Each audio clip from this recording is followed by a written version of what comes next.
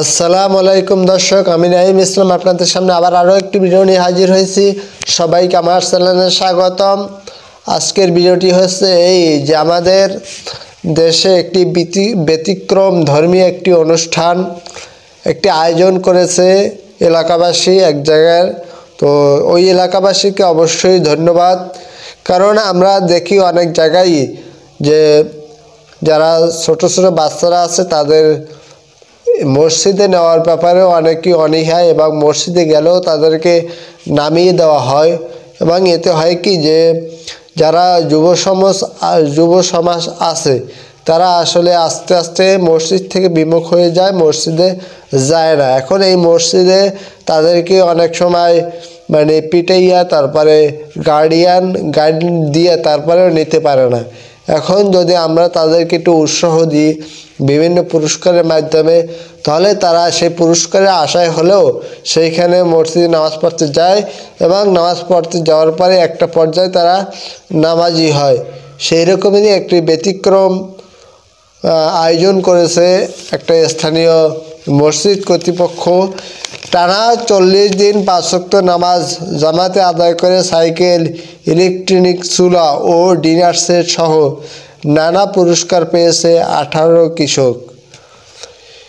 কিশোর তরুণী। এবং শুক্রবার 13 ডিসেম্বর বিকালে মুন্সিগঞ্জ সদর উপজেলায় পঞ্চসার ভট্টাচার্য ভাগ এলাকায় অনুষ্ঠিত হয় ব্যতিক্রম ধর্মী এই উদ্যোগের পুরস্কার বিতরণ অনুষ্ঠানে। এমন আয়োজন উচ্ছ্বসিত কিশোররা আর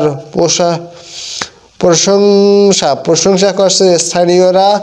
আয়োজক ও স্থানীয়রা জানান, স্থানীয় দারুল উলুম বিভাগ, কওমি মাদ্রাসা ও স্থানীয় জামে মসজিদের উদ্যোগে 5ম থেকে 10ম শ্রেণী পড়ুয়া তরুণ কিশোররা ফজরের নামাজ জামাতে পড়লে পুরস্কার ঘোষণা দেওয়া হয়। এর মূল লক্ষ্য ছিল এলাকায় মাদক, সন্ত্রাসী, দুর্নীতি অপসারণের পাশাপাশি কিশোর থেকে তরুণদের নামাজের প্রতি আকৃষ্ট করে তোলা। প্রায় 1.5 মাস আগে দেওয়া এই ঘোষণার অনেক কিশোর তরুণরা